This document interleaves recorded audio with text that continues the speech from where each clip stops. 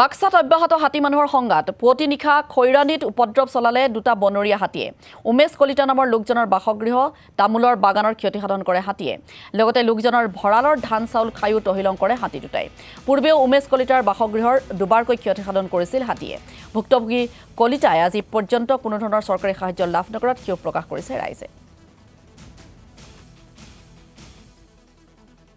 11:30 বজাত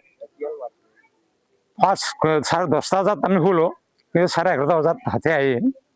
বেৰা যেতিয়া ভাঙা শব্দ শুনি মানে বাহিৰলৈ চাওঁ যে হাতী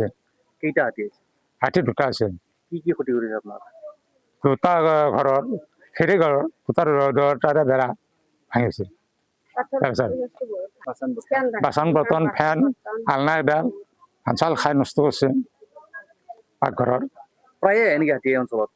প্ৰায় মাজে মাজে আহে সময় ঘৰতো আগতে দিয়া নাছিল এতিয়া অলপ লোৱা বুলি শুনো কিন্তু ফেঞ্চিঙৰ পিছত শ্বট নাই আগতে পূৰ্বতে একবাৰ দুবাৰ কৰিছিল কিন্তু আমি একো ফল নাপালো বন বিভাগে কিবা ক্ষতিপূৰণ দিছে নে নাই একো ফল দিয়া নাই জনাইছিল নে তেওঁলোকক জনাইছিলো একবাৰ কি কয় তেওঁলোকে দৰখাস্ত আকাৰে দিছিলো কিন্তু আমি কোনো খবৰে পোৱা নাই এতিয়ালৈ একো ব্যৱস্থা দিয়া নাই